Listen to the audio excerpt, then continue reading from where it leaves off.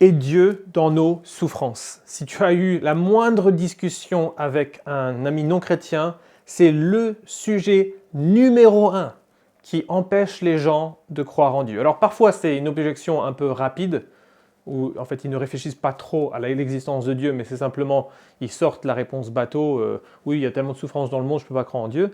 Mais la moitié du temps environ, vraiment c'est des vraies souffrances personnelles. Comment est-ce que je peux croire en un Dieu bon face à ce que j'ai vécu, ce que mes enfants ont vécu, ma famille, mes proches ont vécu? Où était Dieu dans cette souffrance-là?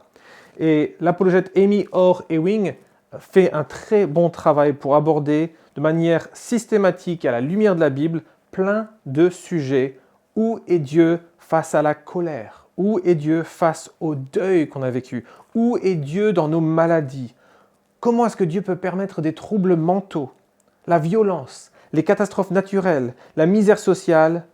Et à la lumière de tout ça, regardons comment Jésus lui-même a souffert pour nous. Donc un très bon livre de ce qu'on appelle de l'apologétique, de la défense de la foi chrétienne, dans une collection, La foi en question, conçue justement pour un lectorat non chrétien. Alors bien sûr, un chrétien peut le lire et voir des arguments solides, des arguments pleins de compassion pour nos amis non chrétiens, mais c'est aussi un livre à offrir. Donc, Où est Dieu dans nos souffrances? C'est le 5e et dernier livre de la collection La foi en question.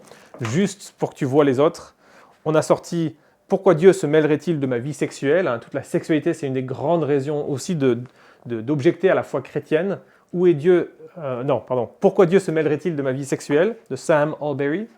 La science peut-elle tout expliquer? De John Lennox. Aussi un sujet souvent posé. Un livre un peu plus de niche sur l'âme et la conscience. Ne suis-je que mon cerveau? Il y a pas mal d'arguments scientifiques ces derniers temps pour dire qu'on n'est qu'un cerveau et il n'y a pas d'âme. Donc là, l'auteur objecte à ça et montre que la science est vraiment en faveur de plus que ça. Ne suis-je que mon cerveau? Et puis, l'avant-dernier, l'histoire peut-elle prouver l'existence de Jésus, de John Dickson?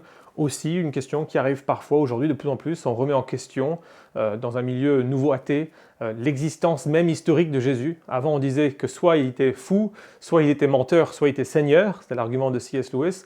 Et aujourd'hui effectivement certains se posent même la question de l'historicité. Mais ce n'est pas du tout fondé. Et John Dickson le montre qu'on peut vraiment avoir plein de confiance que Jésus a véritablement existé. Et en plus, il va plus loin pour montrer qui était cet homme, Jésus de Nazareth. Donc voilà les 5 livres de la collection La foi en question. Et le tout nouveau, Où est Dieu dans nos souffrances? Sort en librairie en ce moment. Il est disponible partout. Et si tu veux venir sur notre librairie en ligne blfstore.com, on t'invite à venir le commander aujourd'hui.